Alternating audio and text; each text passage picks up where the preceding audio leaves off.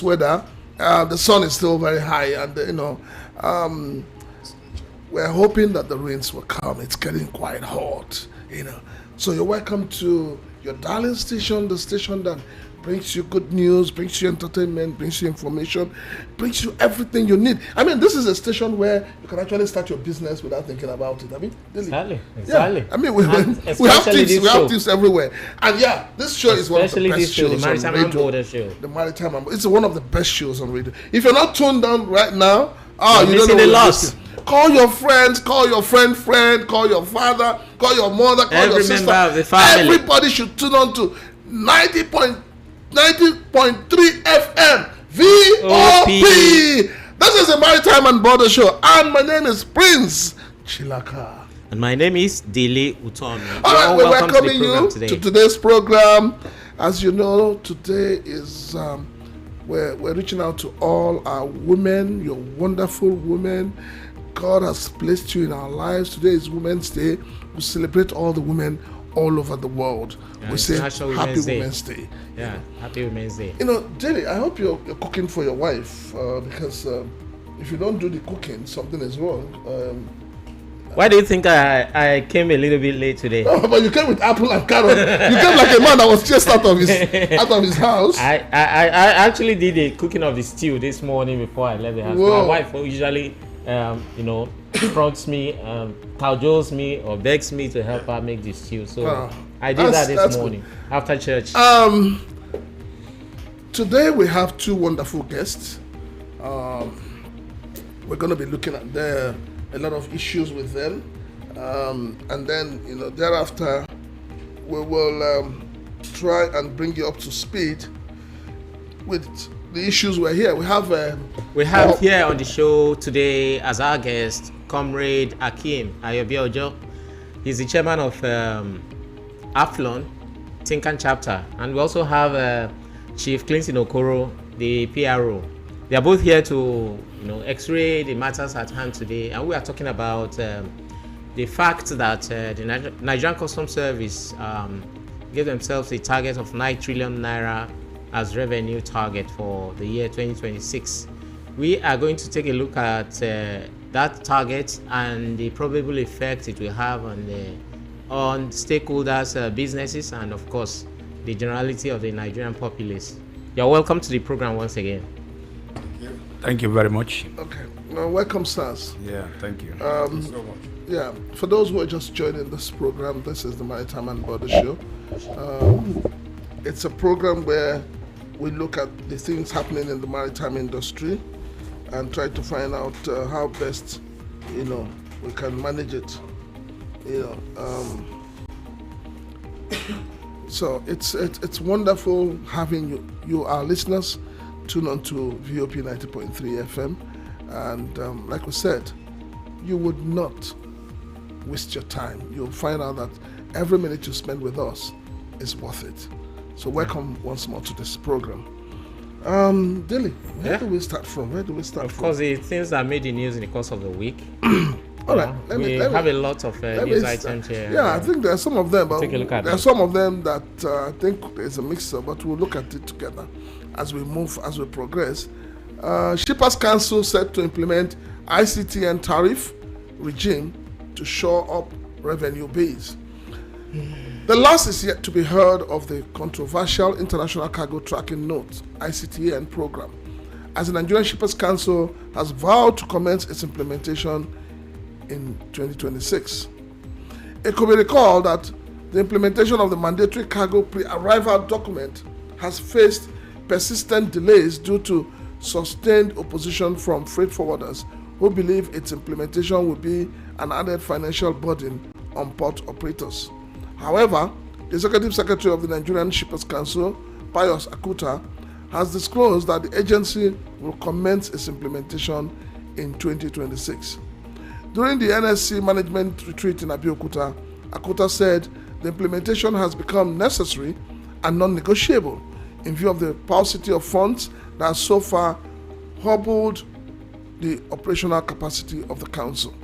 He said the agency could barely survive on government subvention, adding that it was high time the council became self-funding. One of the challenges we have as an organization is funding, but it is not a challenge that is peculiar to the Nigerian Shippers Council. Most of the things that we intend to do, we need funding for them.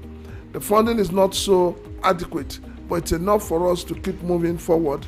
And then we intend to implement the International Cargo Tracking Note, which we have been engaging with stakeholders. You know that it has a long history of failed implementation, he said. This time around, the minister wants to get it right. We are a revenue generating agency of government, and we intend to generate revenue because it's important for agencies to generate revenue for the purpose of funding their activities. At the moment, we are funding ourselves on funding that is just not being generated by us. So we want to be able to generate our funding as stipulated in our law. 1% of the total package will be able to implement that, he declared. The NS boss disclosed that the implementation had commenced in the second quarter of 2025, but for the failure of the council to set up the collection mechanism in the last year budget. The council is planning to become self-funding through various sources, which include 1% freight stabilization fee, often referred to as the 1% freight levy, which is set to be implemented upon the passage of the Nigerian Shipping and Ports Economic Regulatory Agency (NIPRA) bill.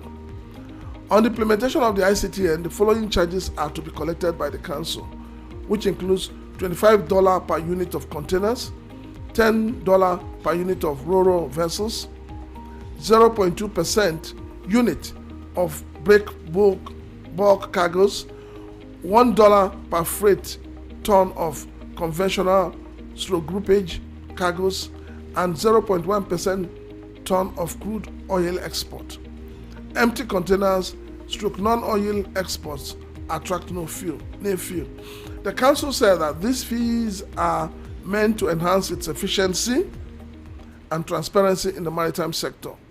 The International Cargo Tracking Note, ICTN, is a mandatory document for all cargo shipments to Nigeria that will enable the Shippers Council to track and secure maritime trade. It requires detailed cargo information, bill of lading invoice, etc., for validation, preventing cargo delays or heavy fines. It enhances security and provides data for Nigerian ports. There we go again. You know my man, we've been talking about it. All government agencies are becoming revenue generating agencies. Now they are coming out from the closet now to make it quite known to everybody what we've been speculating about, that most of the agencies are not turning themselves into revenue generating agencies. Now I want to ask, at which point do you stop regulating and start operating as at which point how do you draw the line between being the economic regulator of the industry to becoming a revenue generator within the industry? I mean, it's becoming ridiculous. I don't know whether it's a kind of confusion within within the system, a systemic thing that every government agency now sees itself as a revenue generating agency. We jokingly said it on one of the shows here that one day the different military arms, with the Navy, the Army, and the Air Force, will be asked to start generating revenue for themselves and for Nigerians. Yeah, but I want to fault the Executive Secretary, isn't it, of Nigerian Shippers Council, saying that they have a lot of work to do, but that they need to be funded. I don't know. I find it very, very upsetting. I find it very ridiculous, and I find it out of tone. It simply means that what they are trying to do is to abdicate their role. Their primary role. Yes, because that's what they're trying to do. Because you can imagine when LASMA, for instance, I keep calling LASMA because they're my good friends. When LASMA started focusing on revenue generation, we saw how bad things became. We saw them fighting with bus drivers, fighting with conductors. We saw them jumping on top vehicles. We saw them fighting with ordinary Lagosians. This is what happens when you turn yourself into a tax collector. And I'm shocked that with all the problem that NSC has, the most prominent for them, what may sound small for them, is revenue generation. You know what I mean? We're talking about the issue that they have not been able to represent Nigerians who are in the industry. They've not been able to protect them. They've not been able to regulate shipping lines. They've not been able to regulate terminal owners. And they're talking about, collecting. Meanwhile, these people you want to collect from are telling you that what these shipping lines are collecting and what they want to add is not to their own benefit. So I think that there's something wrong. And I think that, the Nigerian Shippers Council need to retrace her step and play her role as a regulator of the industry. Comrade, do you have anything to say? Well, thank you for having me here. Like I was introduced, my name is Alhaji Akeem. I am the chairman of APCO, Tinkan chapter. Just like what you have said, Shippers Council, Nigeria Shippers Council, under the present CEO, Mr. Pius Akuta, we want to believe that the shippers, which they are supposed to be representing, are not fully being represented as expected of them. If we have to go through the acts that established Nigeria Shippers Council in 1978, I want to believe that one of their major purpose is to protect the interest of Nigerian shippers. But these days, behold, the reverse is the case.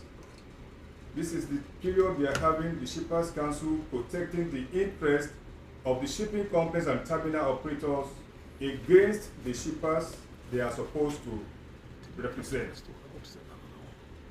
And this is one of the reasons why the stakeholders, we have taken it upon them recently by engaging in withdrawal of our service. That was in January this year, January 12th. A meeting was called by Nigeria Shippers Council for us to meet in their office in January 21st, which we did. At the end of the program, at the end of the meeting, we made it known to them that the next meeting we are going to have, we want to see the executive secretary for us to have one-on-one discussions with him and to find a lasting solutions to this increment the shipping companies and the terminal operators, plan to increase.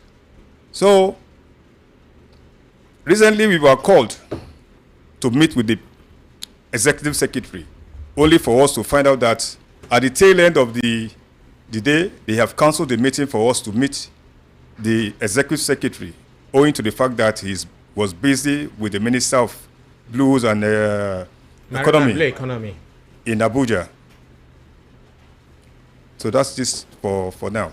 All right. Chief Okoro, do you have any contribution as to what? I think, like what my chairman said, I was at the meeting that day. But like I always say, I don't understand why things are changing the way they are now. Because I remember those early stage when we entered into the industry. If we have any challenge, probably from the shipping company, we run to Shippers Council. Yes. But these days, we found out that it is now the shipping companies and the terminal operators that will first of all run to them, and it's as if they are now against us. You understand? I don't understand what is going on. The truth about it is that with the increment, we are not happy, and we are still saying that we are not taking the increment. That is just the truth.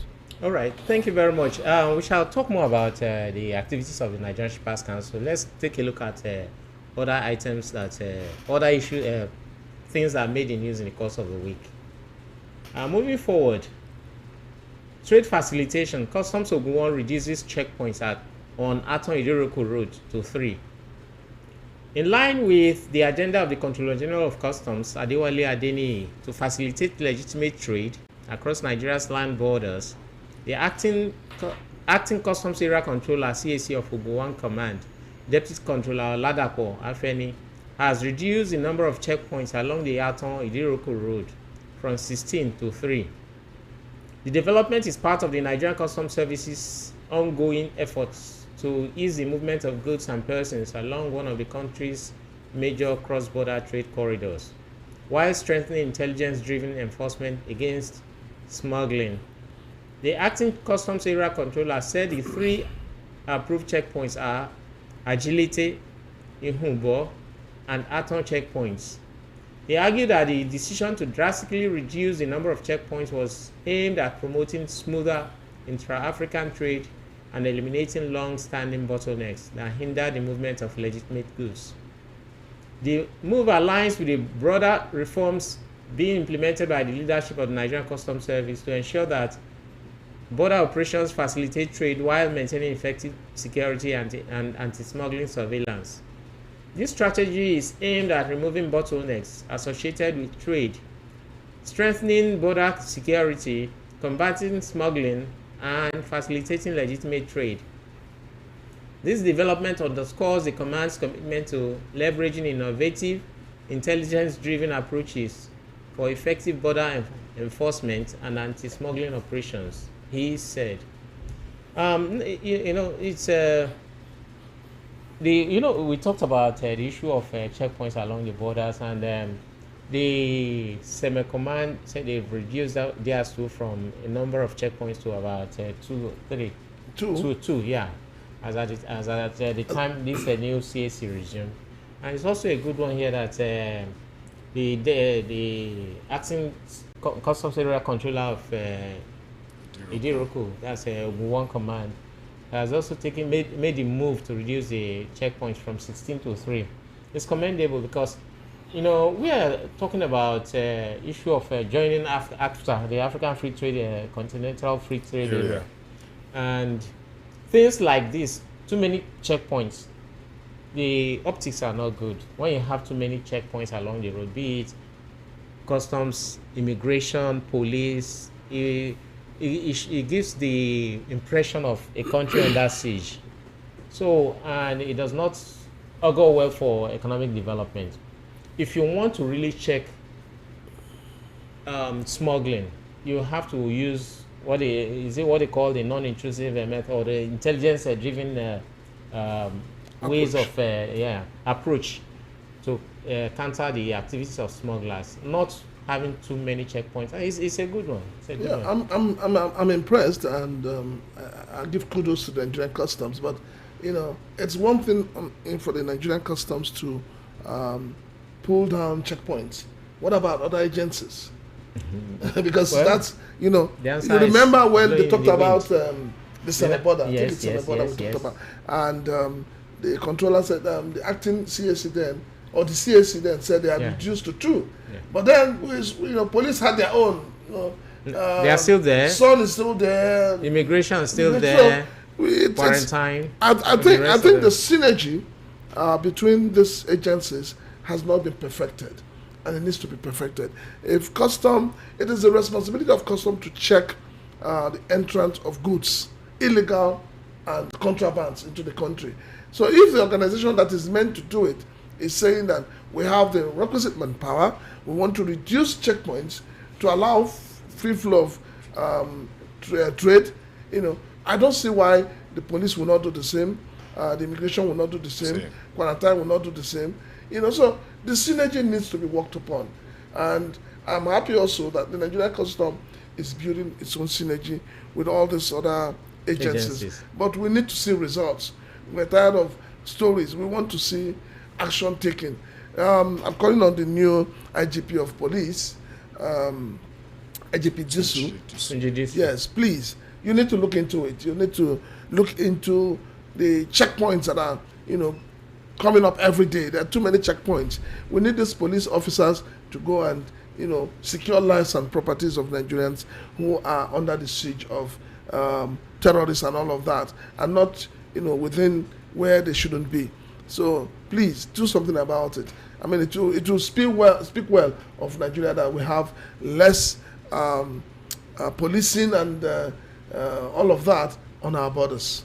I think, sorry, on a lighter note, if we're all looking towards making more money or raising more revenue from different angles, it will be better if we are better secured, because businesses thrive when in there's security. Yes, where there's security, where there's peace. So even if all agencies are going to turn to revenue generating agencies, but let us be secured. Yes, let us be. Chief Clinton, you had to say something. Yes, Prince Shilaka, I think is a good development that we're having the checkpoint at the border reduced. But one other thing is this other checkpoints that are within Lagos here, that are nearby the ports. What are they doing about that? That is what I thought maybe you people could have also imagined how we can be able to talk to the authorities to see how they can be able to do that, because FOU is really disturbing the flow of trade within Lagos here. Well, okay. I'm happy that the new FOU controller is a man who listens. I've had opportunity to attend programs where he has spoken, and I think and I believe that he will listen and do something about it. A lot needs to be done. It's not going to be easy, but I keep asking, what is the job of the FOU? Because the goods are cleared by customs. So why clear goods from the port and you have another group outside the port arresting the goods? It's like saying that those who are doing the examination in the port, you don't trust them. That's it. That's just what. Something needs to be done. I think I'm baffled when I heard from you now that the checkpoints only customs affected the checkpoints at the borders.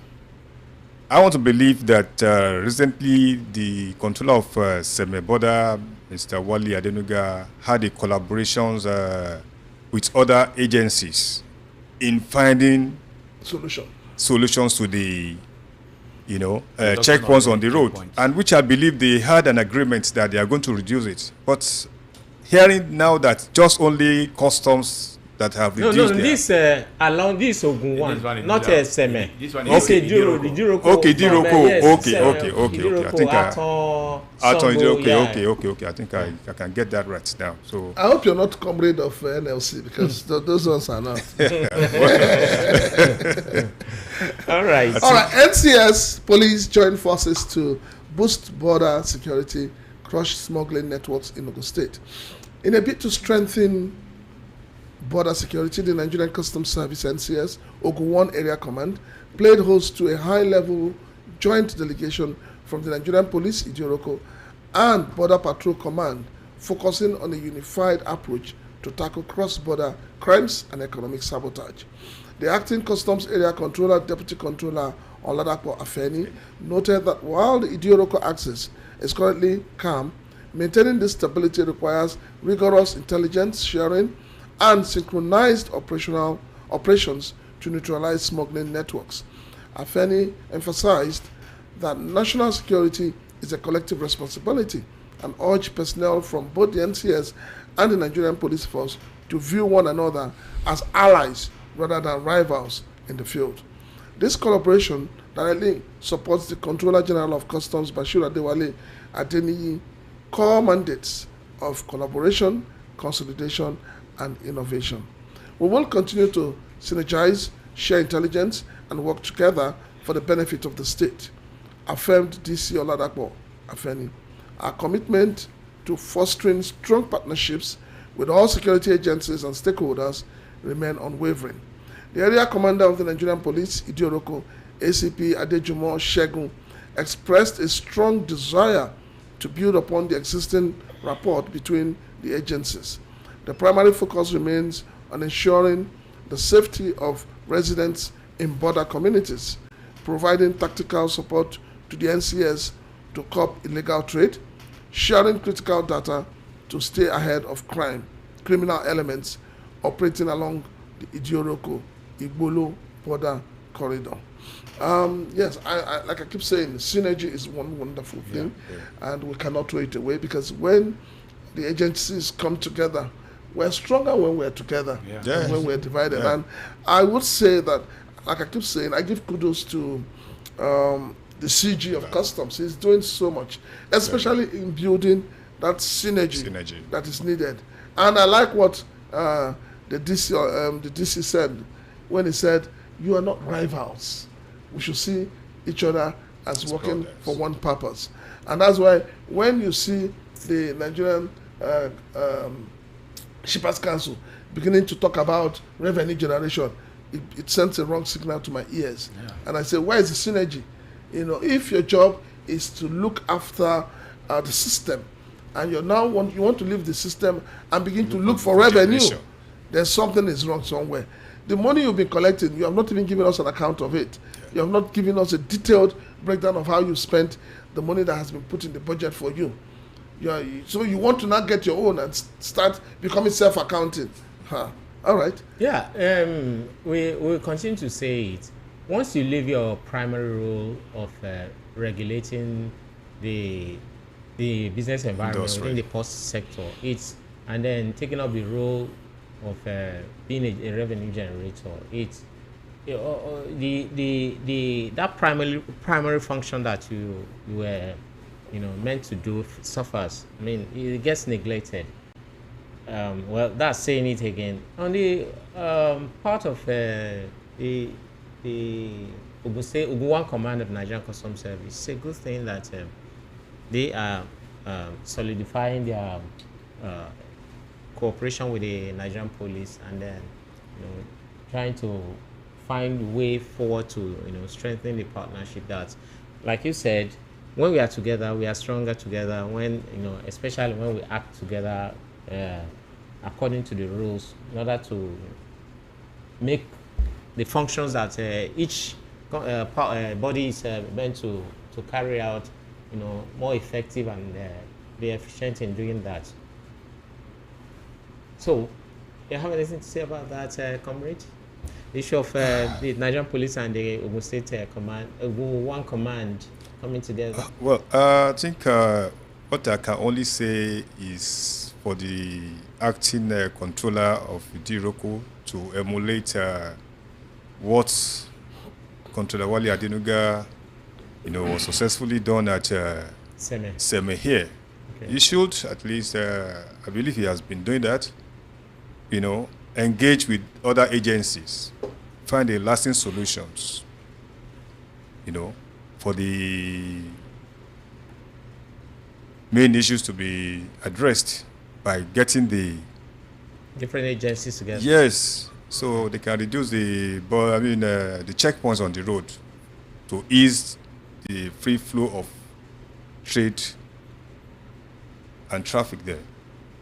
All right. Okay, apart from the collaboration between the customs and the police, I think what the acting controller should also do is to see how he can strengthen the relationship between the community, the border community, for security That's very, purposes. very important. That one is very important. It's very, very important. Thank you. Moving on. Emperor bill awaiting Senate concurrence after House corrections. Targets $1 trillion economy by 2030. NSC boss.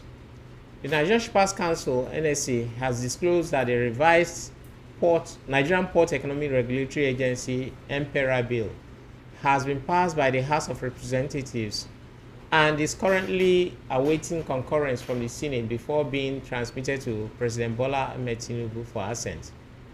This is even as it will strengthen port economic regulation and unlock the maritime sector's potential to support Nigeria's target of achieving a $1 trillion economy by 2030.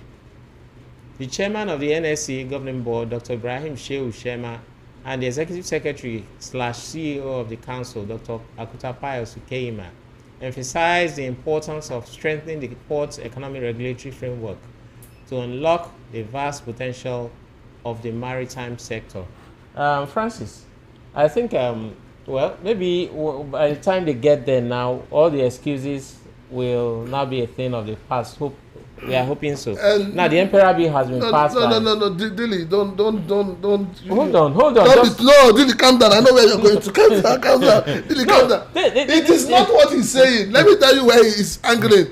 The whole reason why this Nigerian Shippers Council has been so much anxious to have this bill is because of this new tariff they want to impose. That's the thing. It's not about the protection of indigenous businessmen in the sector.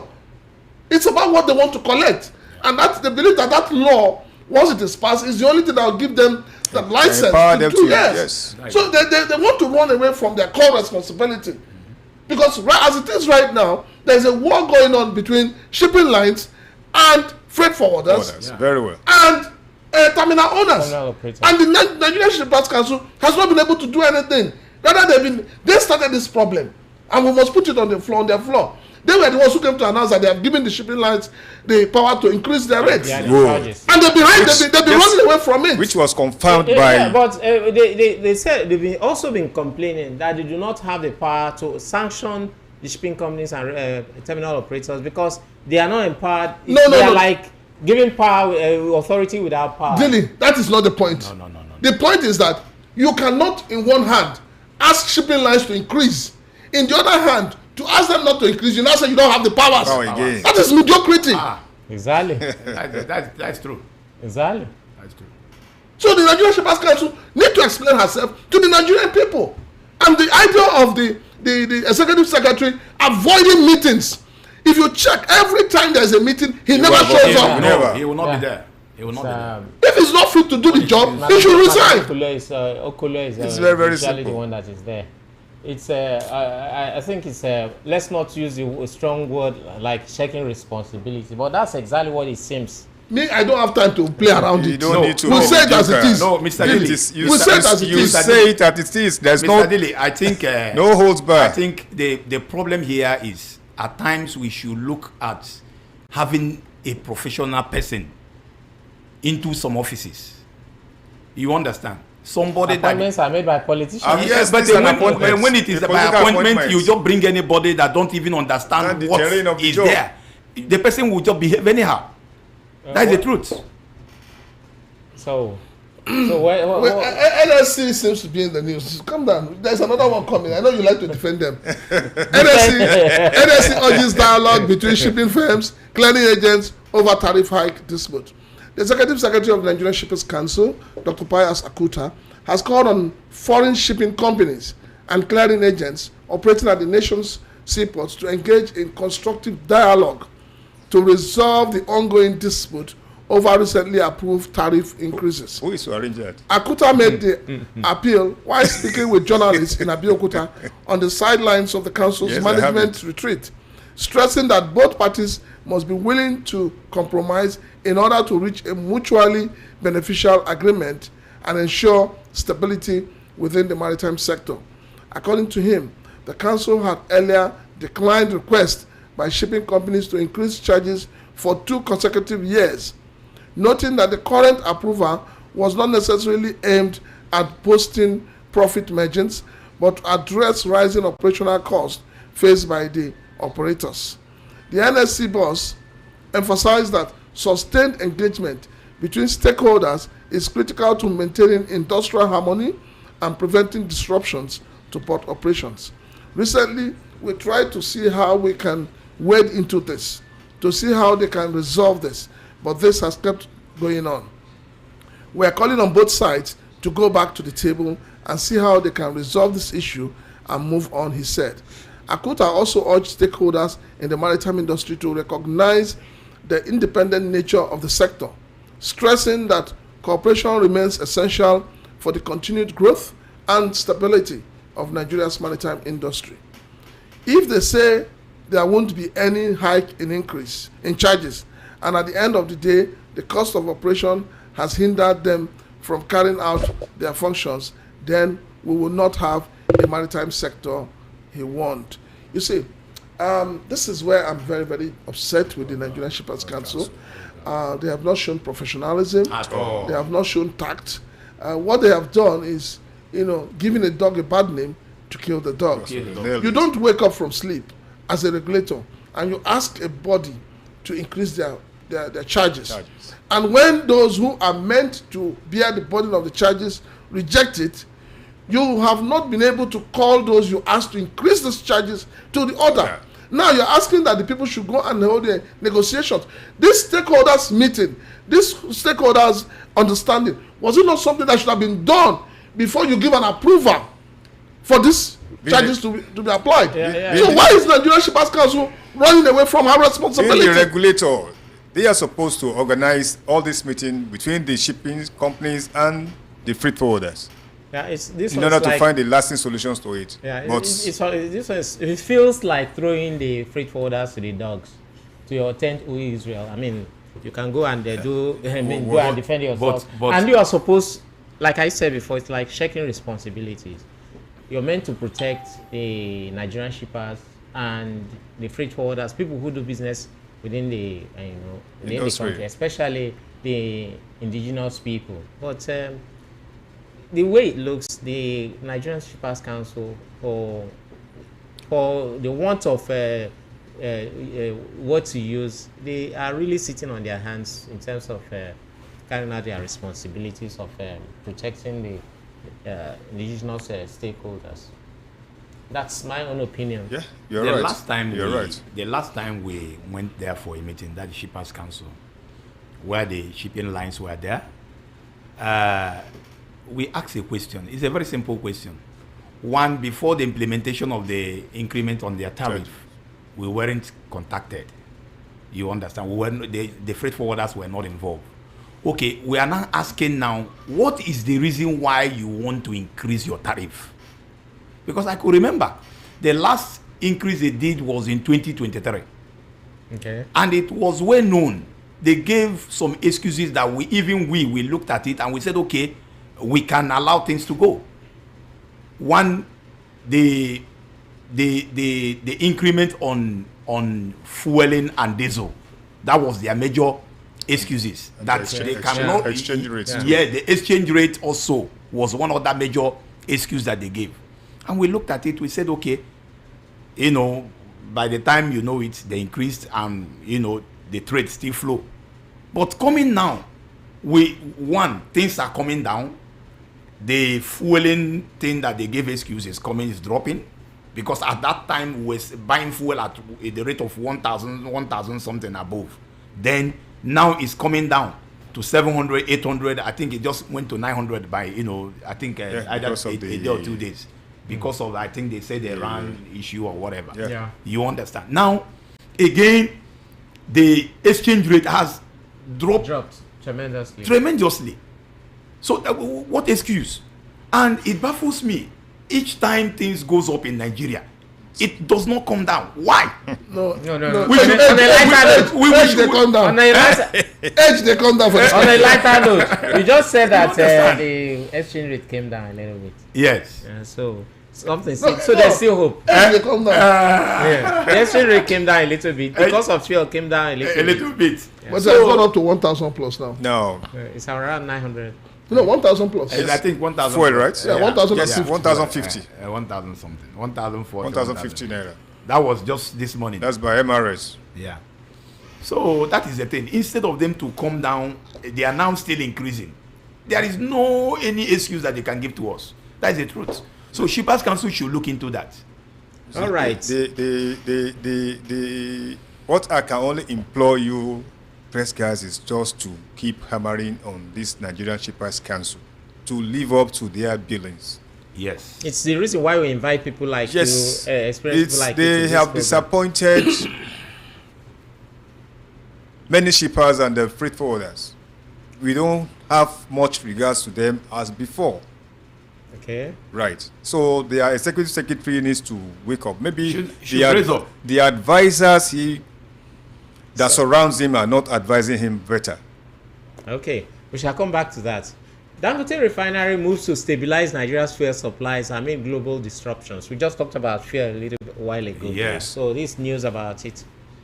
Dangote Petroleum Refinery and Petrochemicals has reassured Nigerians of its commitment to stabilizing domestic fuel supply following disruptions in the global petroleum market.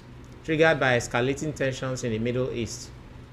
The refinery said the ongoing conflict has forced the shutdown of several refineries and reduced refining outputs in the parts of the world, creating a looming shortage of petroleum products globally. It added that the situation has been compounded by China's decision to halt exports of gasoline and diesel.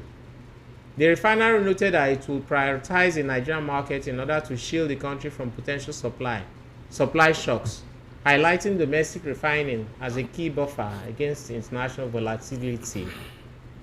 The company disclosed that the geopolitical crisis has pushed global crude and freight costs significantly higher, with benchmark prices of Brent crude oil rising by about 26% within a short period to over $84 per barrel. Now, we talked a while ago about the issue of the conflict in the Middle East. Of course, we know that the Strait of Hormuz has been blocked because bombs are flying everywhere, here and there, all over, and people do not want to risk their investment and the lives of the people that work for them by taking their ships around that route. So it's causing a whole lot of backlash. It's a whole lot of it's doing some kind of damage to the world economy right now. And Dangote is talking about trying to protect the Nigerian economy by certain actions that they intend to take, and it's a good one. And I hope that they stand by it, because we know that people do businesses for profit, mainly profit, and sometimes they can be tempted into looking at the global situation and then trying to take advantage of it, and then hiking prices here and then trying to make as much money within this period as possible. Each time there's a conflict within the Gulf, the Middle East region, which is, we can say that's the capital of world oil production. It affects the economies around the world. All right. For me, I would say this, and I would say with all sense of responsibility. I think Dangote is not being fair to Nigerians. I agree it's a private business and all of that. Dangote is not being fair because, first and foremost, the crude oil that he's using is not imported. It's still from here. I think a lot of it is imported. No. The crude oil consumption in Nigeria is not imported. Yes.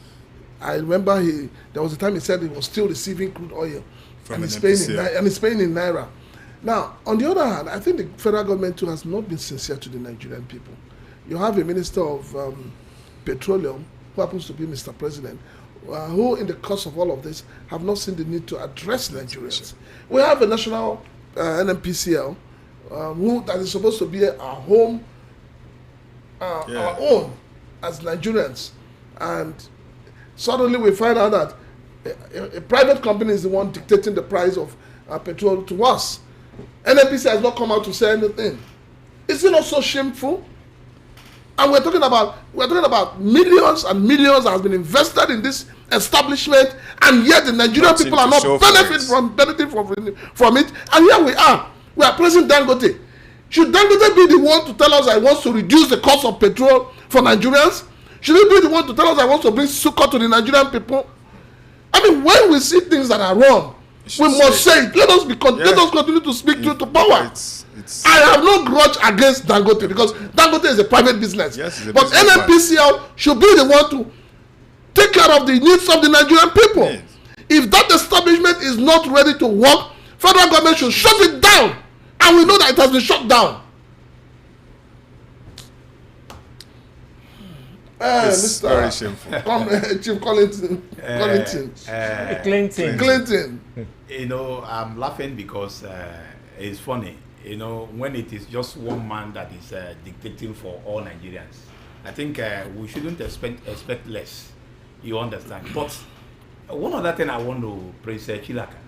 Have you discovered that the petroleum price from Dangote is even cheaper than that of NNPCL? Yeah. It's been like that for. Are you aware? That is why I'm saying that we should shut it down. I think it is even the Nigerian government that is even changing us. That's the truth. There's a 210 trillion. We hear that it's missing. Everybody's keeping quiet. Everybody's keeping quiet. We're just behaving like sheep without a shepherd in this country. That's the truth. It's unfortunate. All right, Nigerian Customs advocates impact-driven reform communication at WCO capacity building session. The Nigerian Customs Service has showcased its impact-focused reform communication model at the 17th session of the Capacity Building Committee of the World Customs Organization, WCO, held at its headquarters in Brussels from 25th to 27th of February 2026. Speaking at the session, the National Public Relations Officer of the Service, Deputy Controller of Customs, Abdullahi Mewada, delivered a presentation titled Communicating the Results of Capacity Building Initiatives More Effectively, Nigeria Customs Service Experience and Lessons Learned.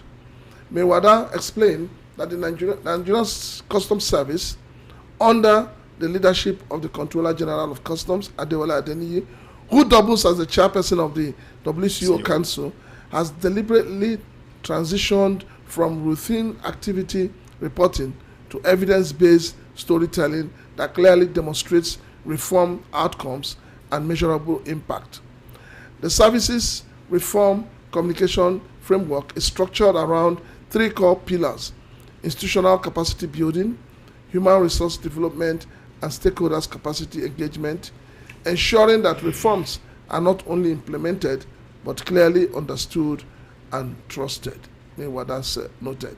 Yes, there are certain elevations you get in life that when you look back, you beat your chest and say, yes, I merited it. The CG of Custom has merited every elevation he has gotten, not missing words. When he retires from the service will miss him. Very, very well. And I hope, and I pray, that when he retires, we do not get the kind of replacement like we have with the Nigerian Shippers Council. I'm saying it with all sense of it. I feel so upset. If it's a prayer, I said amen to it. We need somebody who believes, is capable, who believes in his dream, not his dream, who believes in the dream of the awakened Nigerian Customs, and ready and willing to take it to the next level. Yeah. So congratulations to him, and congratulations to the because men and women. He's a career person. Yes, so men and women of the Nigerian Customs. You guys are doing wonderfully well. Okay, Nagaf inaugurates Trade War Committee to tackle port exploitation malpractices. The founder of the National Association of Government-Approved Freight Forwarders, Nagaf, Dr. Boniface Okechukwu Anebunam, has inaugurated a Trade War Committee aimed at confronting what he described as persistent exploitation and systemic malpractices within Nigeria's port and trade environment. The establishment of the committee was a strategic response to growing concerns over regulatory excesses, operational bottlenecks, and alleged unfair practices affecting traders, importers, and freight forwarding practitioners. They explained that the newly created committee will serve as a structured platform to address issues threatening the cargo documentation and clearance value chain within the Nigerian port system.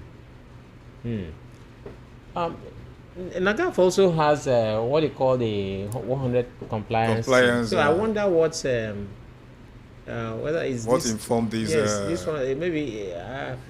Though I would have wanted to have more information from them about this trade war committee, because if you have a compliance team which says that, which is preaching compliance at all levels and on all sides, both on the custom sides, the stakeholder sides, the port, everybody that is within the mix, everybody should comply. Why are you having some other committees? Well, in any case, it's good. The individuals are beginning to take up, initiative in trying to address the issues that plague the stakeholders within the maritime sector, since the economic regulator, like you have all been saying, have been sitting on their hands. Well, for me, yes. I'm one of those, I don't believe in too many committees.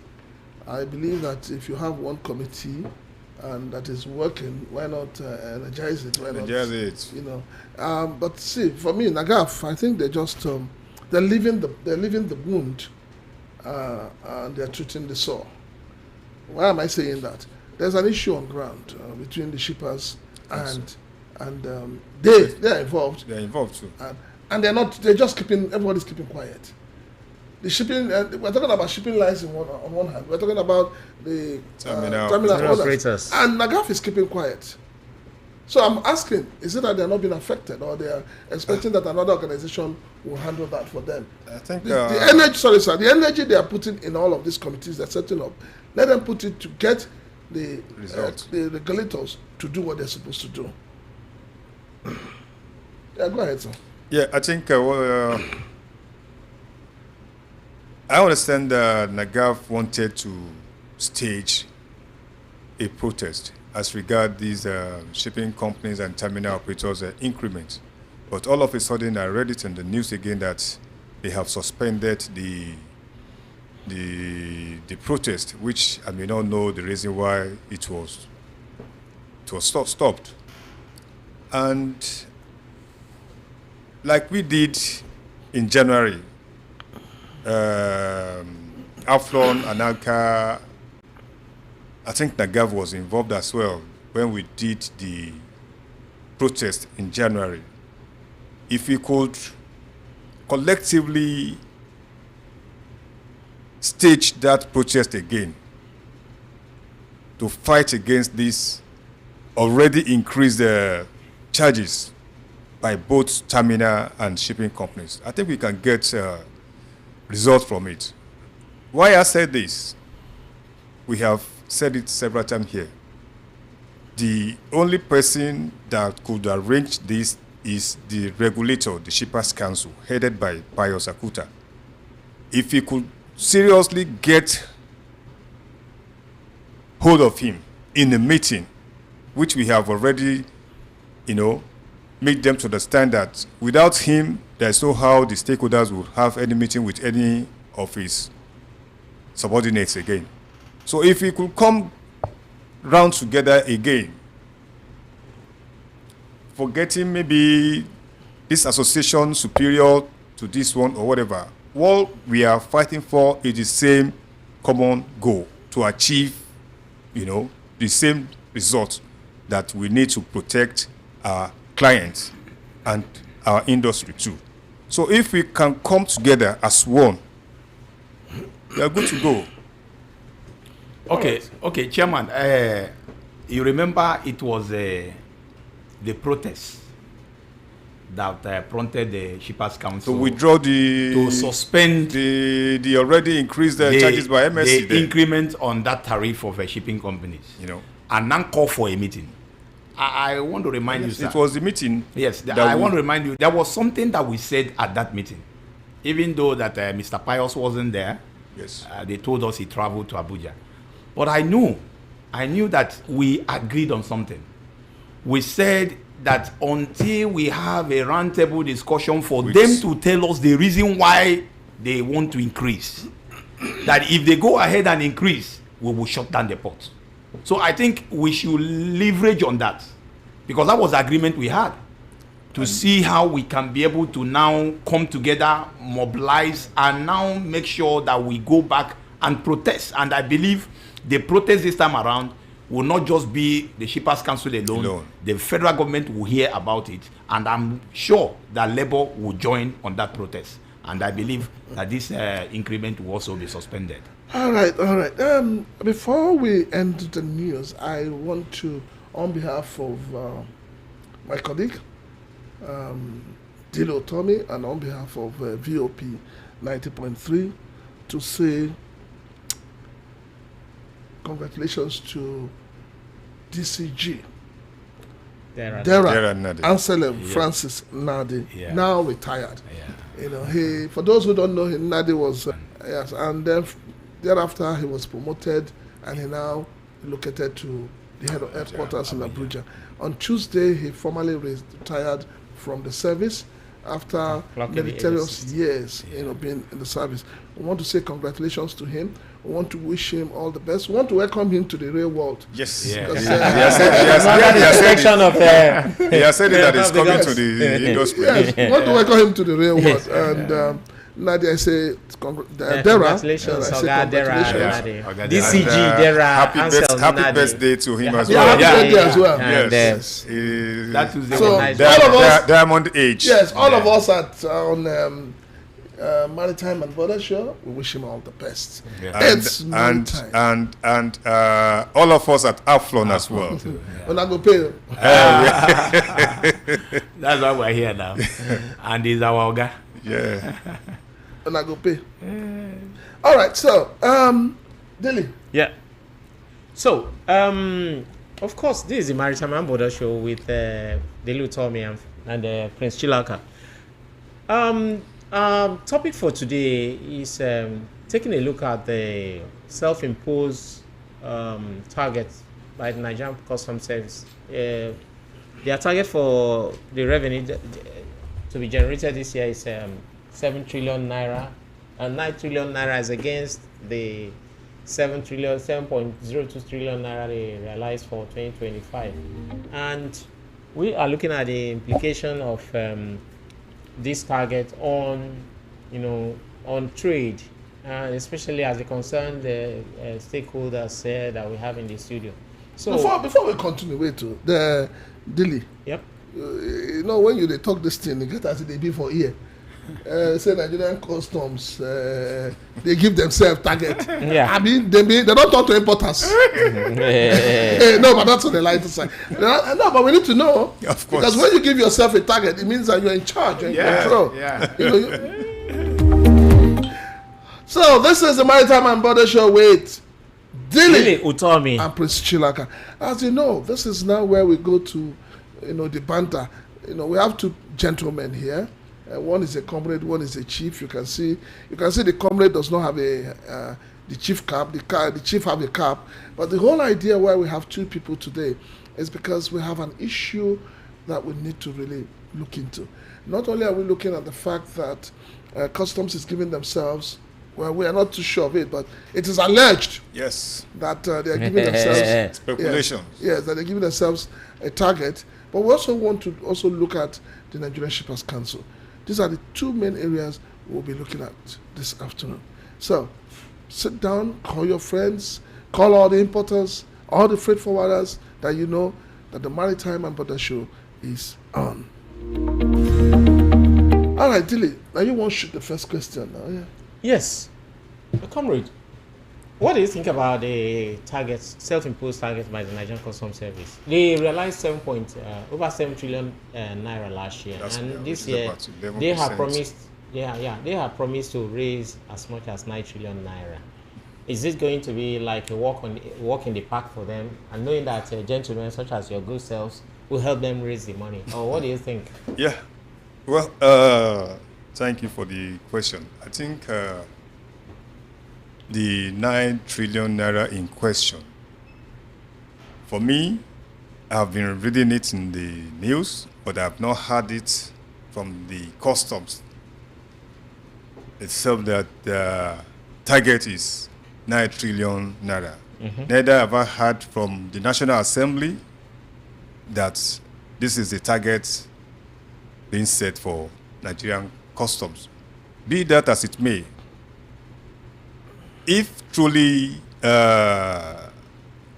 custom has set 9 trillion naira as a target for them for this year, I think they are good to go.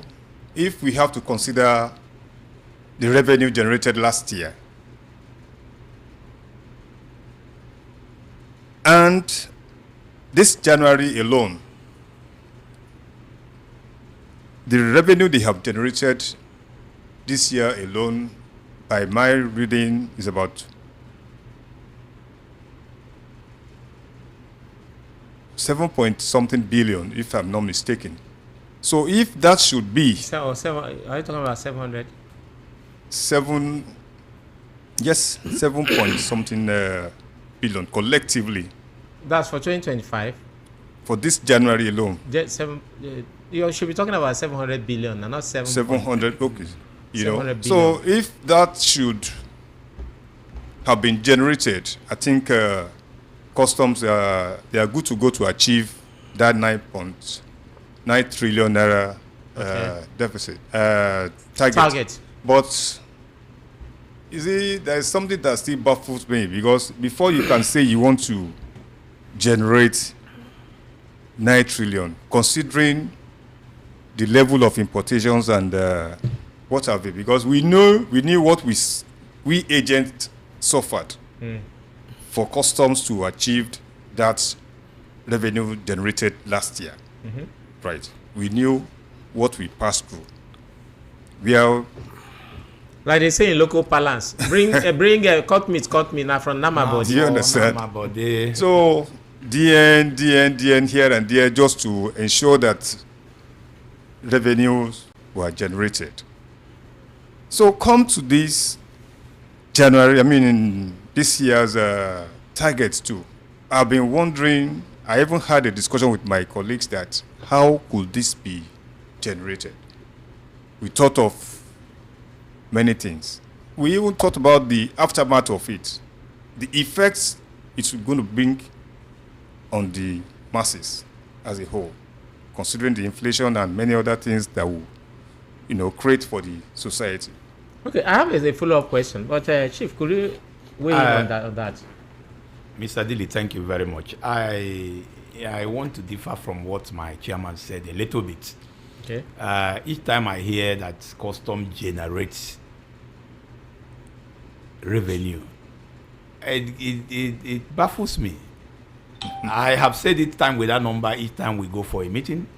Customs are not the one generating revenue. Okay. They only collect revenue. We freight forwarders are the one generating it. Yes. We are the ones that go out and seek for importers, advise them on which port to import. Okay. You understand? Help them to run their documents that now probably generate the funds that goes into the coffers of the government. You understand? Even though it's unfortunate that we that are working and tirelessly, nothing to show for it. Whether they don't even regard us. We are called custom brokers, and it is only in our industry that we see agents are working, like elephants, and they are eating like ants. You understand? Each time they will tell you, it's either you go to either the National Assembly as freight forwarders to go and file for them to. You understand? I've argued it even with the CGC one time at Apapa. I told him no, it's wrong. When they talked about this 4% OFOB, I did mention to them, I said, okay, what is the one for the freight forwarders? Where do you factor us? You understand? So these are the issue. Okay, let's go back to the issue of the generation of revenue, the targets that you are talking about. Sir, let's be realistic. The hit that we're having in the port today is due to targets. It's either whether it's self-imposed or federal government is imposing that on them. I don't understand. But the truth about it is that the whole hit in the port today is as a result of targets that is being given to customs, or custom gives to themselves. What do I mean? Now, he just talked about DN. What prompted DN? In this era where we are talking about compliance, how can somebody comply when custom is talking about benchmark? No matter the HS code, no matter the item that you are bringing, as far as a 40-footer container is I was at Apapa trying to do one to arrange one for M for PA, and what I heard is that no matter what you put in there, you'll be given 12 million naira as duty to pay. Surface duty. Whether no, the total duty. Whether it is 5% without VAT, whether it is 20% without consideration or 10% to what item you are carrying and what the law says about the particular that is the truth. That is what is trending now. Is that true? Yes, that is what is trending now. 14 million so for all these hits is on us, just to make sure that custom want to meet up their targets. Okay, hold your thought. I just want to ask one more question.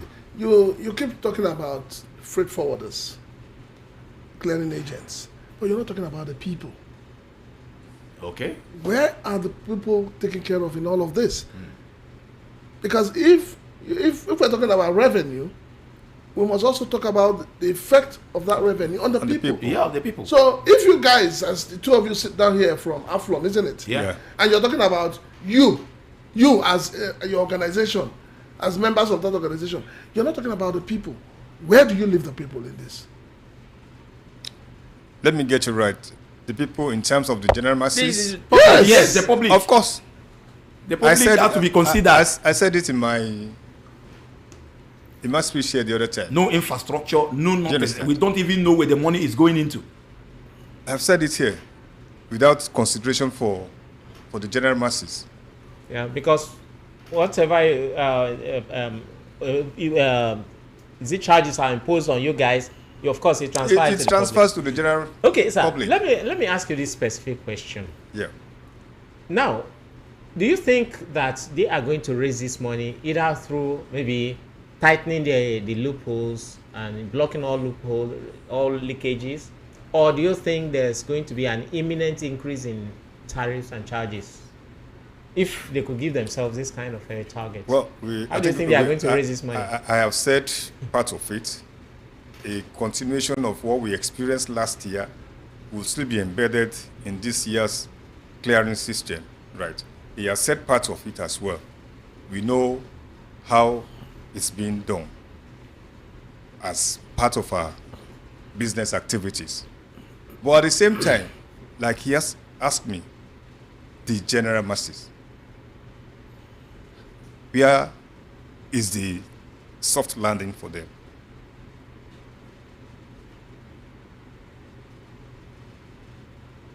Paying the duty for a 40-foot container now is about 12 to 14 million. Okay. Right. Without consideration to whatever it is in there. That is just it now. They will tell you it's benchmark. 14 million. And I don't know where that is coming from. That's the instructions from What does the Abuja. rule say? What does the rule, the SEMA law say? Or sorry, the is it the valuation book or the trade? I don't the tariffs. I don't think they follow. No. It's supposed to be the item you are bringing has its rate of duty. It has a rate of duty. Yes. It has Classification. It has a Classification, classification yeah. where you have the HS code. Yeah. You understand that is taking care of that item. Exactly. But what we are saying now is that they came up with an idea of benchmark, and that is where the problem is. Now, the benchmark, is it your bench? Okay, so long as this is a 40-foot container, you pay Irrespective of what is Irrespective of what is there. you first of all pay 20 million, or 12 million. As your and duty. then, as your duty. Yes. What if, I'm carrying something that's valued probably $1 trillion. Even if it's a sawdust. Even if and it's a then, sawdust, if I'm you carrying have something worth $1 trillion and you are carrying something worth 1 million naira, we pay the same 12 million. that is where the corruption is. That is another thing entirely. Right. They know the goods that bears A high end. that cost. Right. Okay. Just like lithium now. Yeah. You can't compare lithium batteries with any other thing. Where you can pay 40 million for a general goods, you cannot pay it for lithium batteries, right? So if that comes, there's a way they handle that. That one is a known arrangement. Okay. It's still very, very, very untidy. Okay. Now let me also. That is why I say that is where corruption comes in. And if we are talking about fighting corruption in the industry, then these things that we are mentioning here have to be looked into. What do I mean? Okay, he mentioned about the lithium battery. If you want to bring in that, the person that is doing that will not manifest it as Lithium. the lithium battery. He will now push it to another item. You understand? And still get the same benchmark. But by the time you now go for examination, you understand? Or probably the documentation was not tidied up early.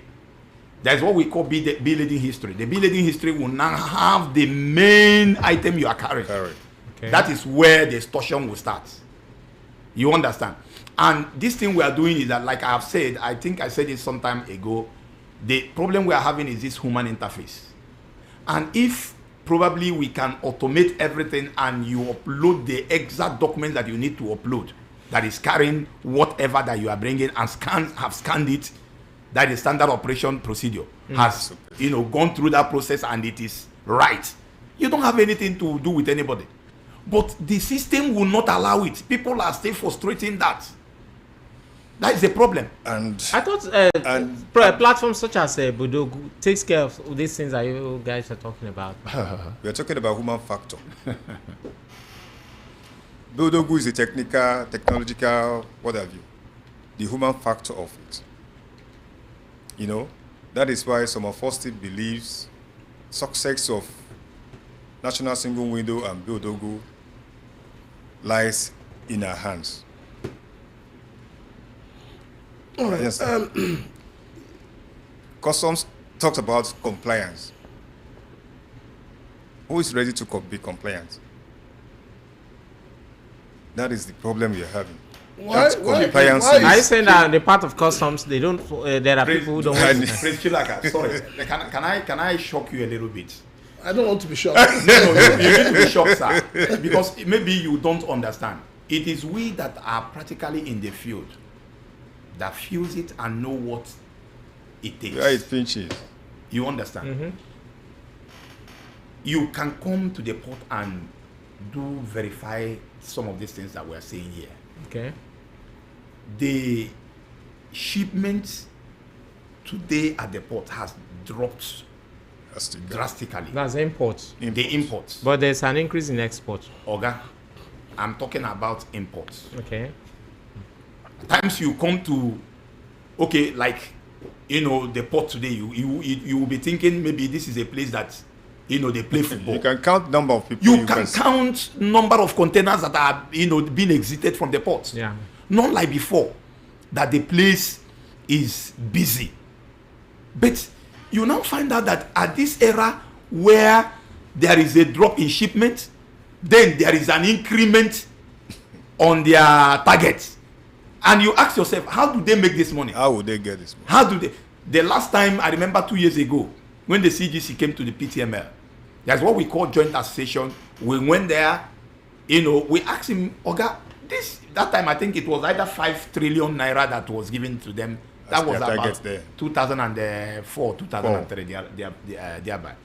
And he was saying that the increment on charges that is on duty is not their fault, that it is the fault of the exchange rates. But we were telling him practically that, Oga, we are in the field. The number of containers that are coming in has dropped. It has dropped. Okay, so the question I have for the both of you, sirs, is: would you prefer the benchmark, or would you prefer that every cargo is treated on its merit? Let me come in. Okay, sir. You see, that is where compliance comes in. Okay. And at the same time, sincerity for the progress of our country. I want to say I support where the normal Every cargo is treated on merit. or merit, the way it comes. Okay. That is the same line I'm towing, sir. We should agree that if every item is treated on merit, that is where we will have more agents complying, and we have more revenue. We will have more revenue. Revenue, yes. That's the truth. Because if I we'll pay have my more normal revenue. duty, what's By the time you have your item and you know the HS code where it's falling, if it is 20%, you pay 20%. If it is 10%, you pay. If it's 5%, and some of these things even have what they call levy. There are some items that carry both duty and levy. Okay. But, because of this benchmark of a thing, people are now trying to outsmart customs by, seeing how they will just pay only duty and leave the levy. And For instance, some of the ties now, if you go to this ties... Is it possible to outsmart the customs? That's what I'm saying. No, in the system, you can have your way. But the physical interfacing practical of aspect people, of it. you will see them there, and you understand that is where they will now Those are the challenges do for national extortion single thing. windows. All right, so no. Let's leave national single window. We're going to come to that. Let us come to Biodogu. We hear that Biodogu is supposed to be seamless, supposed to be have all the features you just mentioned. Sure. How do you grade Biodogu from inception to now? Well, as far as I'm concerned, I think it's still good to go. Percentage? 60%. Beautiful. Yeah, 60%, 65%. Sorry, gentlemen, why do you score it so low? Because I will get the impression that Biodogu is running sailing smooth right now. Yes, I belong to platforms where we are receiving every day's activities on complaints. it. Yes. The Biodogu platform is there. We are all there. You understand? And we know what is going on. So You understand? Some of you journalists might not be Privy to this information. aware of some of the things that are happening. There But are still would you say- teething problems even till now. Okay, but would you But only say that that's we are managing improving? it. We are managing it based that it is an indigenous platform. platform. That's just the thing. Well, would you say that the services are improving or still? of course it's improving. It's improving. They need to. That is why they get to that 60%. Oh, All right, okay. looking at Biodogu on one hand, looking at 962 on the other hand, let us forget who operates which one. Okay. Yes, let us have a clear mind to talk about it. With Biodogu in the last few months and 962, which would you have preferred? I prefer Biodogu, sir. Well, as a Nigerian, I would prefer. No, I know. I said let us. No sentimental. No sentiment. Yes. Let As us a look professional, at them as a the one that professional. helps you. What would you have better do your preferred? Was it? business? Would it have been better for us to say let us do something, treat a little bit with 962, or would you have preferred the Biodogu? No sentiment. I have my reasons why I prefer Biodogu. I said no sentiment, sir. No, there's nothing like sentiment. Okay, go on ahead. I must have a reason why. Yes, outline I your prefer. reasons, please. The reason is because NICES was being handled by A foreign firm. And Wefontaine, if you That's- cry from here okay. till tomorrow, nobody will listen to you. But Biodogu, we have people on ground that immediately you are having some issues. Right, You to can attend to reach you. out to them and they will answer you. Customer service. You know that Yes. the customer service All right. have their proactive. Help desk. The help desk are proactive. So that is the reason why I said I prefer Biodogu. That's So- fine. Yes. All right. So We share the same. now we have looked at Biodogu, and let us also bring Biodogu into this revenue missions. structure that we now have with the Nigerian customs. If Nigerian customs are looking at 9 trillion, already the freight forwarders are crying on one hand. The masses are crying on the other hand. What is the way forward?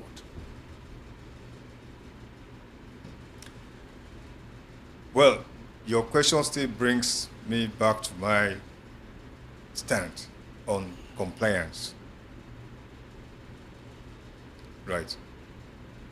If everybody comply with the rules and regulations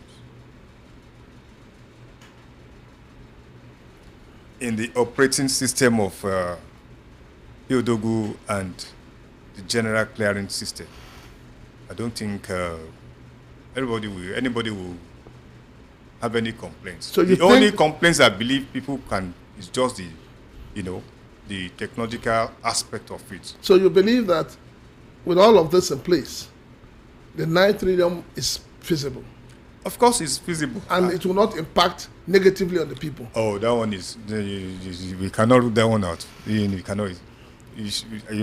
When we consider this, we should consider about the inflation and many other things. You know why I'm asking this question? I want to know. The Nigerian Bureau of Statistics over time has told us that inflation is dropping.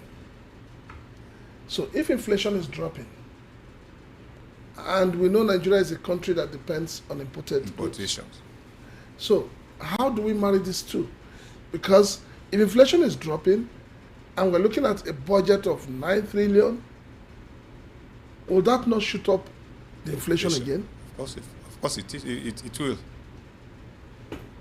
It will. the Maritime and Border Show with Prince Chilaka and Dele Utomi.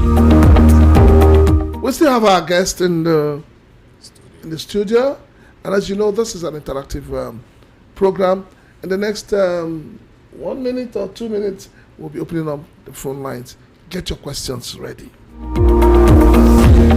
Yeah, can we digress a little bit? We wanted to talk more about the functions of the Nigerian Shippers Council as regards, or the lack of performance of the functions, their statutory roles, as regards the issue of increase in charges by shipping companies and their terminal operators.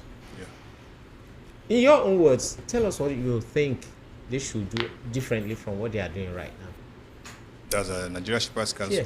Yes. I think I have said it, and if there's need for me to repeat it, I'll repeat it. It's just for the Nigerian Shippers Council CEO, Mr. Pius Akuta, to live up to his expectations, from the... Okay, let's assume that we are being naive. What are the expectations of the to people? Organize meetings between the shipping companies, the stakeholders, the terminal operators, and if possible, the importers as well. We have Nigerian Chambers of Commerce and Industry. They are all involved. Lagos Chamber of Commerce and Industry. They are all involved. Lagos State Shippers Council. We have Lagos State Shippers Associations too. All these people has to be involved in all these meetings. The Importers Association too. Last year, the Nigerian Shippers Council said something in their report that they got 46 cases and treated 26. And I'm asking successfully. I'm asking a body that is meant to regulate the industry, getting only 46 cases in 1 year. Does it not show that there are no problems? What? That's my colleague playing the devil's advocate there. So go on ahead. Well, to some extent, I would say you may be right, and to some extent, I may say... To the extent that I'm wrong, please go ahead. Well, you see, I want to believe some people may feel Nigerian factor, so to say. If they have any case to tender, quickly they might look at the possible end of it. Maybe they may win, they may not win. So they just abandon it and let it go. So in other words, the 46 cases were just those who felt, let us give it a trial. Let's just give it. But these cases we are talking about, I don't know, maybe they announced or published the... It was published. We read it here. We talked about it on the show. So yeah. I spoke with I personally spoke with one of their officers there. Oh, okay. Yeah. And what can you weigh in on that? No, I wanted to respond to the question you asked my chairman. What we expect from the Shippers Council. Yes. Sir, we said some of these things when we had a meeting with them. I think that was on the 12th. 21st. Or the 24th. 1st of January. Yes, January. I want to also reiterate here that these people, if they should go back to the function their act has given to them, one, they should see that, especially the terminal operators, that they have the equipment to operate at the ports. Most times, when we go for positioning of container, it takes us 3 to 4 days to position a container while the demurrage is reading. And we have complained this thing so many times. What causes a snag? I don't know. Probably the lack of equipment. I don't think they have enough equipment. And that should be checked by Nigerian Shippers Council. Then you also come to the shipping company. The shipping company are using our reform money for their business. Most of the shipping companies. Okay, that's a container deposit. The container refund deposit. They are using it for their businesses. How long does I it think take you to get the refund if you months. deliver the container? Oga, On the average. Months. Oga, the truth about it is that unless maybe you are probably like us that are stakeholders, you can get it within a week. Non-stakeholders? But non-stakeholders, there are people that their own is still there for 3 months. More 3 than months. more than 4 months. The money you deposited, Yes. that when you return You the have container, brought you back will take it when back. you are, Yes, when you have- something they- that's not supposed to take they you consider less Just than like 1 week. yes, we do when we are late to you, we go to buy beer, they say deposit money for Money bottle. for bottle. When you buy return, the bottle. they'll give it to you. Now in immediately. this case, you return the bottle, they So take it back in 3 months. why is it that they don't give you the money immediately you return? That is what I'm saying. What excuse have they given to you? Oga, that is what the excuse that they will give you is that they want to check the account details that you supply to them. But while paying the money, they don't check the account that pay the money to their own account. They don't do that. Now, so the thing is, any account can pay to them, Right. but they cannot pay back to their account. Yes, that is the thing. So have you guys taken up this with the We have taken severally. with the Shippers The Council will- regulators. They will always tell you that each time you have such problem that you should come to them. In So- fact, but even if when you they, go, they have an office in Shippers Council headed by Dr. Bashir Ambi. Ambi, It is in his office that all these claims are being directed to. Right. I have been there with him several times because of this. I had some at Massline, MSC. Is it that Dr. Bashir does not attend to them, or is it that Dr. Bashir is handicapped? Maybe he's handicapped. Well, have you guys asked him why? Maybe he's handicapped. Well, have you also thought about taking the legal angle? Legal angle on, if you consider the amounts amount of free involved. ones you want to No, but collect, if you pull, let's say then you, if you put like 50, each person, maybe you deposit 50,000 naira, times it by the number of people within the industry that must have deposited that amount of money, and they allow it to go.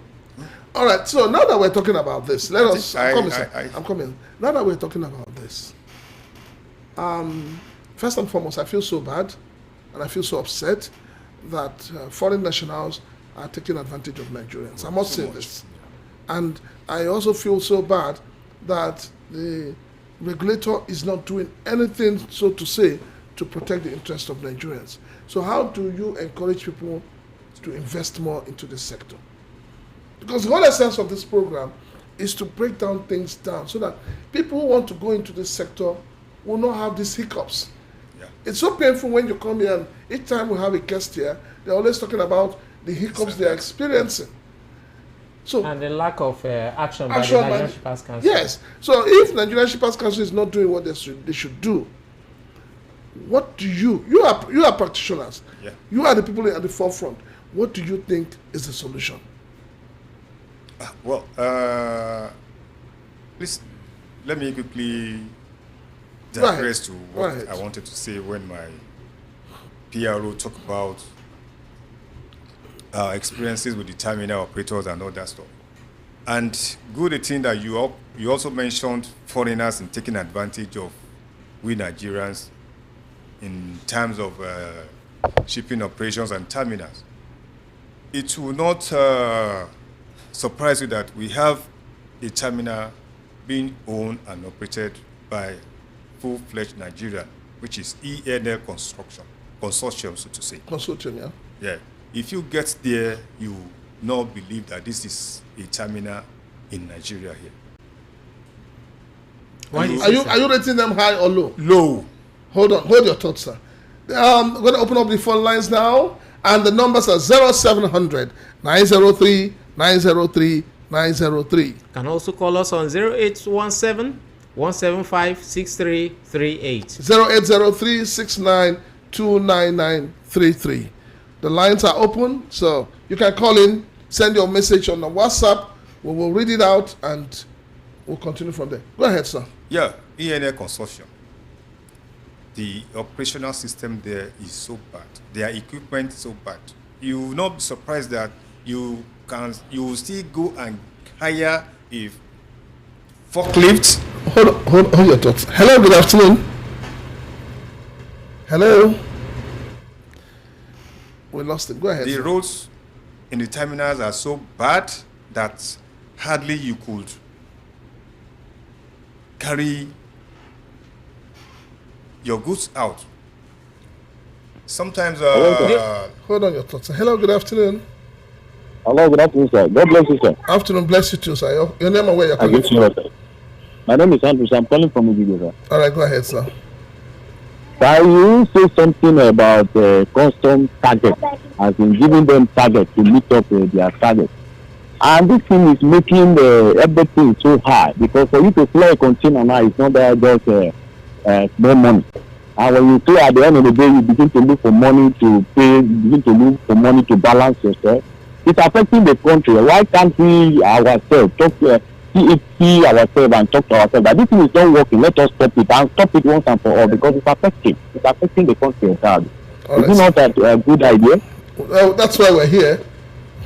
Yes, like we stop it. And another one, a contract job. If you see the every year now, contract job, and the thing is not working.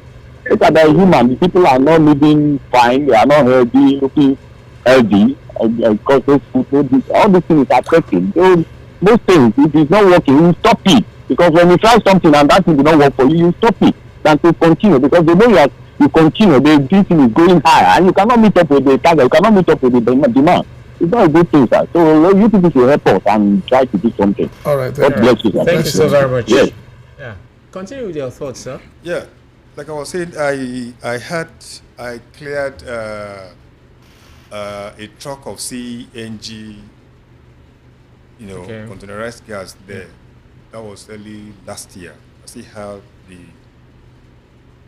videos in mind. After loading these CNG gases on the truck, while the driver was driving it out, because of the conditions of the roads, dilapidated holes and all that. So, would you believe that the trailer Fell down. almost fell, if not the grace of God that just get it hooked? I have the videos in my. You can't believe it when you get there. I want to encourage you guys that as you are operating here, take Within the it terminal operators' premises. just We are not talking outside. about public road here. Inside the ENL terminal At Apapa. at the Papa Port there. Try and find time to go and inspect, terminals for you to know what are the information your guests are giving you here. Maybe they are right or wrong. These are part of what we are expecting Shippers Council To look into. Not just sit in the office. Let your operational guys go in through the terminals, see what is going on there. And another thing, sir, the concessional agreements. At the time we had a meeting with MPA, if you looked at what is happening at some of the terminals, honestly, you will not agree that their concession agreement should be renewed. Okay. Honestly, what the experience he has just shared with us here is everywhere. It's everywhere. Even as big as APMT. If you go to APMT now to drop your container, at times it takes 3-4 days.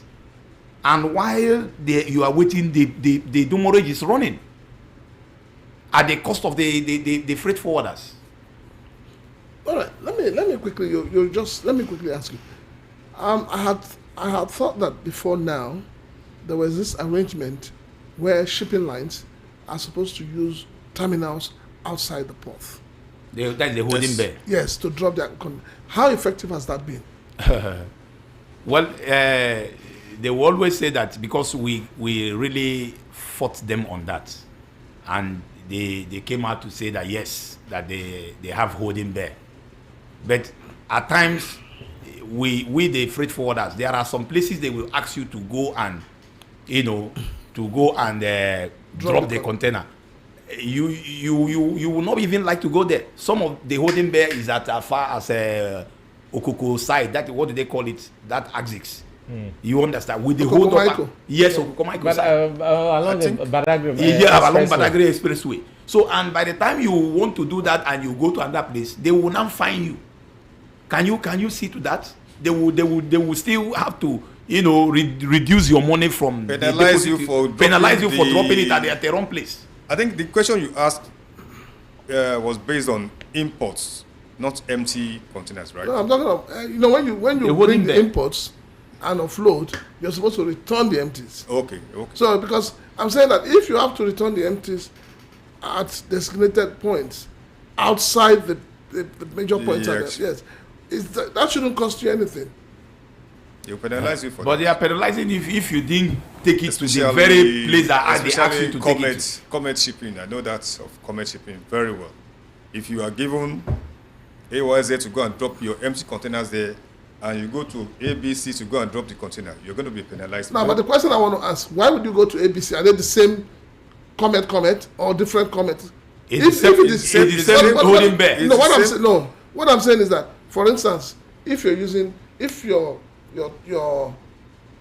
container is from PIL and you go and drop it where you drop zinc, it's not acceptable. No, it's not. No. So I'm saying that if PIL has different drop points, is it that they have special points where they want you to drop each container, or they're asking you drop it at any of our points? They will not allow you to drop it at any specific place you go. If you now said, okay, you cannot go there, maybe based on the logistics that are involved. Closeness of now the place you now want to go to a close place, they will fine you for that. Have you asked them why they're not? Don't they have a centralized system? I don't understand. No, but these are questions you should ask. The problem is that when you don't ask questions, you don't get answers. See, I asked this question at Comet Shipping. Okay. They said they have their reasons for giving a specific place to drop containers by virtue of their operations, which is, to us, is not tenable anyway. Right. But we as an agent, we are always moved to ensure that we drop the containers, because the faster you drop the container and being recorded, the better for your refund. Because if care is not taken, you chop up your. So why don't you people take up this kind of matters with the Shippers Council? Do we have the chance to have meetings with them? We have been trying to. The meeting we were able to, had with them this year was successful because of the protest we did recently. When they now realized that we have invited TVC News, coupled with some other journalists to come and cover the operation. That was when the instruction now came from Nigerian Shippers Council, instructing MSC to step down the increments. And they sent their staff. Bashir Ambi was there. Mr. Sarome was among the people that came with about 4 other men. It was that day we all agreed that January 21st, we were going to have a meeting. They were invited us for a meeting in their office. And we were there, but the CEO was absent. And at the end of the meeting, we let them know that the next meeting we are going to have, which we all agree that each association should present 3 members to represent them in order to avoid crowd, right? The day we agreed, the CEO could not turn up. The second one again, they said CEO was not around, so the meeting was called off. So I don't even know how to organize a meeting, And Shippers Council. And shipping companies and terminals have gone ahead to implement the increments, even without the meeting. This is rather it's a rather sad one, because if everybody keeps condemning the Shippers Council, then it means that it's something Shippers Council is doing that they're not supposed to be doing. Or maybe something is hidden that we don't even know. They're not aware of. All right, so let's come back to customs and this anticipated revenue target. Now, let's assume that at the end of the day, that is the figure. How do you want to go about it? How do you think it's going to tell in the overall business? Well, I think we have said part of it before. Like my PRO has said earlier on, we just have to play along. Because an importer will not say because they ask him to pay certain amount of money And refuse to import. and refuse to import, number one, or abandon his consignment in the port, he has to look for the ways to get it out.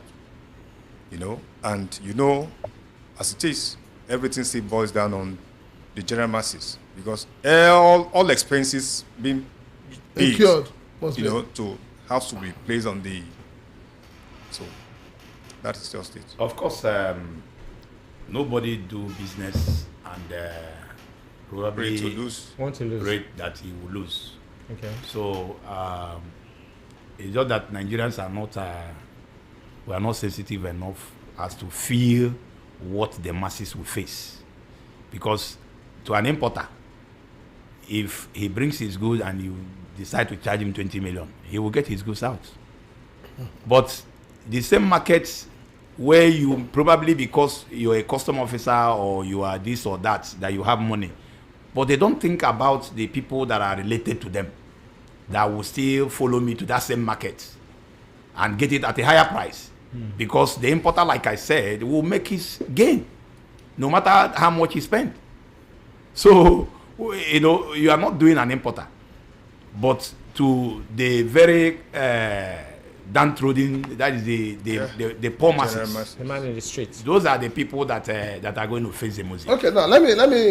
I'm going to talk like the masses now. I'm going to take the side of the masses. They have also complained bitterly against freight forwarders, and their complaint is that even when the duties paid are small, the prices of goods don't come down. Why is it so? Even when the duties Yes. are paid. When the duties that are paid, let's assume the duty paid on this thing, it's supposed to be, let's assume you're supposed to pay 12 million and you're paying 8 million. Why is it that when this thing enters the market, the price still does not come down? No, I don't think so. I think the price control has to come in. I mean, in that area, because we, the freight forwarders, are not determinants of prices in the market. No, but you are part of it. Of course, we are Because part it is of the it. price. No. It is the We are not it the is- importers. No, it is you are the one that charges the importer. Of course, we charge him based on. So that's what I'm saying. That's why I said that you are part of it. No, if you charge the importer, the importer wants to make his profit. Prince Chilaka, let's be realistic here. Okay. Please, that's what we call quick turnover in business. There is no importer that will want to tie down his money. So for you to say that maybe a goods is gotten out from the port on a smaller amount and he still want to sell it as if he brings out that same goods on a higher price, I don't believe so. Because what they do is that immediately their goods comes, if it is even easy for them to sell it probably to 1-2 days and still go back, they will do it. Nobody will come and stock his goods and start waiting maybe for exchange rate to rise. Are you getting what I'm saying? I'm with you. So the truth is that if government will consider the poor masses and bring down, or customs now, because this target of a thing, whether it's self-imposed like I said, or whether it is being imposed to them by the government, you understand. If they could consider the poor masses, let's allow the due diligence. Let's allow people to upload, because why they came up with, I've asked senior officers of the customs, why is this benchmark? Of course they know that it is not the normal thing, it's not the norms when it comes to World Custom Organization. It's not supported by law. Yes, it's not supported by law at all. You understand? But they said, they will always tell you that it's because freight forwarders will either upload a fake invoice, and there are many ways to checkmate invoice. In fact, even through Google, you get an invoice that is, you understand. So all those things are just fallacy to me. So if they can consider and allow, trade to go on seamless. Okay, now that you're talking of seamless trade, let me take you on this. Even though we're running close to the end of the program, the competition between the commands, is it a welcome development? It is welcome. Okay, is that the question you want to? I'm asking you because now why I'm saying that is, that right now we have 3 major seaports in Lagos. Seaports. We have Apapa, we have Tinkan, we have Lekki. Now, to move a container via Transaya from Tinkan seems to be impossible because they are looking at their own revenue target. The same happens to others. Is that a welcome development? Well,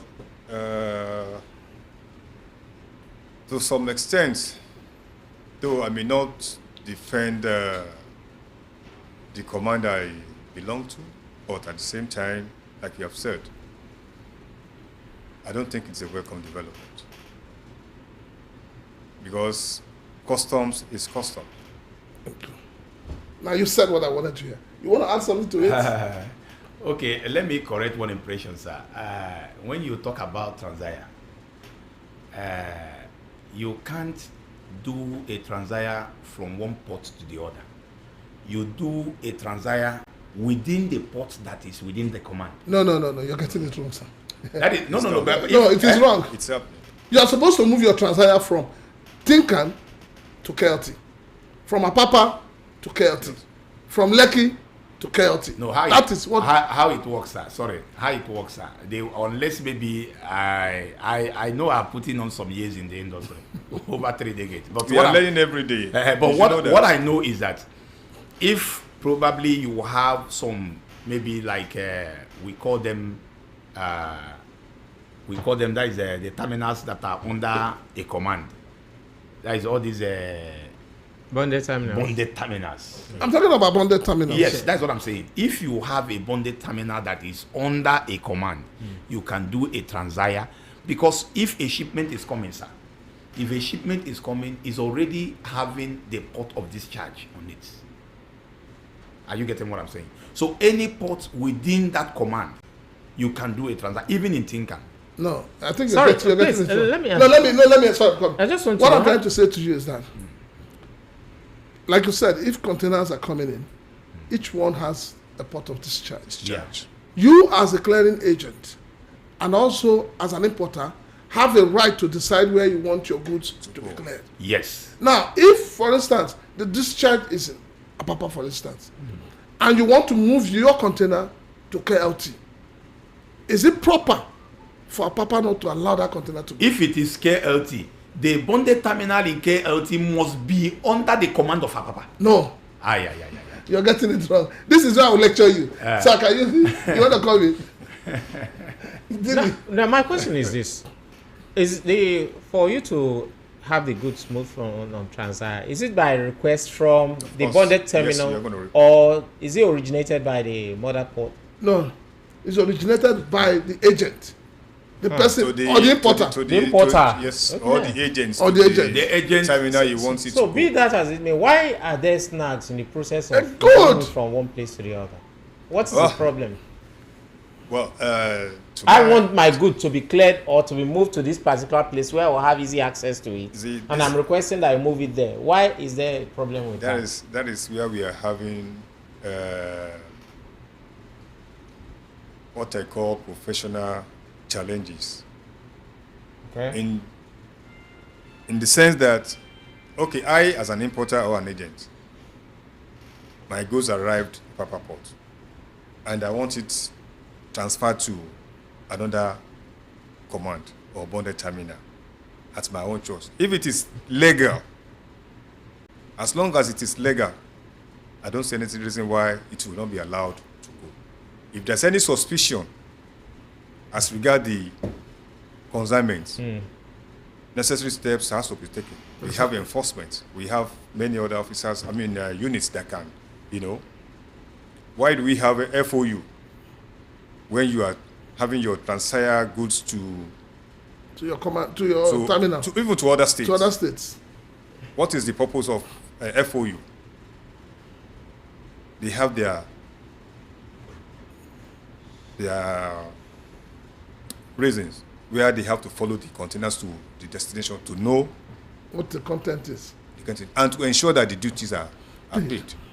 So I don't see anything wrong. Sorry, Prince Shilak and Mr. Dilly. There is what we call Transire, and there's what we call transshipment. No, we're not talking of transshipment. We're talking of Transire. Because if you are talking of Transire, I'm aware of Transire. I've run a lot of Transires. You understand? The only reason why sometimes custom will be skeptical about Transire, that is releasing or approving your Transire to go to a bonded terminal, especially when it is used item. When it is used item and they suspect probably there is something in it. Now, but these days, what they do is that you have your PA, then you capture the job. Okay. That is this days. The SGD will be ready. Are you getting what I'm saying?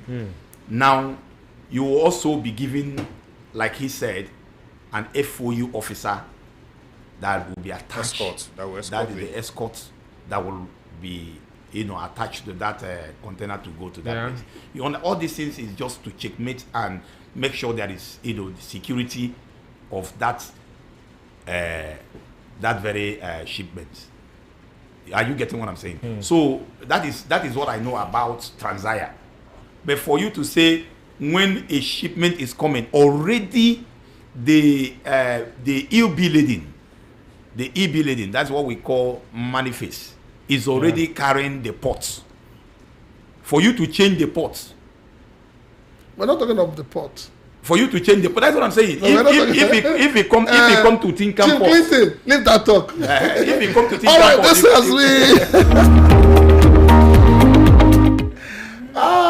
this it's been interesting having these two gentlemen with us. They come from the same organization. Very well. Yes. The same association. The same association. Yeah. And we had a lot of fun today, and I know that my brothers and my friends in Shippers Council will come after us eventually. That is it. But what we're saying is, we're not criticizing you for criticizing's sake. We expect that whatever we say here on this show, we want you to use it to add more value to what you're doing. Nigerians want results. The government of President Bola Ahmed Tinubu wants results. Yeah. And the only way you can get results and have good free trade is when the regulators do the right thing. Sir, just one in 30 seconds. What's your closing remarks? Well, thank you once again. My closing remark has to do with to advise my fellow stakeholders, stakeholders, to be law-abiding, compliant, and the Shippers Council as well to live up to their billings of being the regulator of the maritime affairs in Nigeria. Thank you. Chief Clinton. My is on the issue of the targets given to customs or self-imposed by customs. I want to beg of them, they should please make things easy for freight forwarders, because we have been having it tough. Let them understand that this thing is a win-win thing, and no winner, no loser. And we'll get to make sure that we'll do things to improve the system. Thank you very much. Thank you so very much. This is the Maritime and Border Show. This show, of course, is open to sponsorship. And the lines to call will be 0802-7590-195. 081-2111-8789. We hope you've had a very nice time today and been educated by our guests and the opinions they hold about what should happen in the maritime sector. We continue to bring to you issues, views, opinions, and what we think should be done to make the maritime sector to realize its potential, and of course the country to move forward in terms of how we do our business within the sector. This is the Little Tommy. Handing over to. All right. It's been a wonderful afternoon. We've been here for 2 hours. We'd like to say a very big thank you to our special guests, two gentlemen who came in today, and also to you, listeners. Without you, we will not be here. We ask you to keep a date with us next week Sunday as we bring to you the Maritime and Border Show. I'm signing out. My name is Prince Chilaka.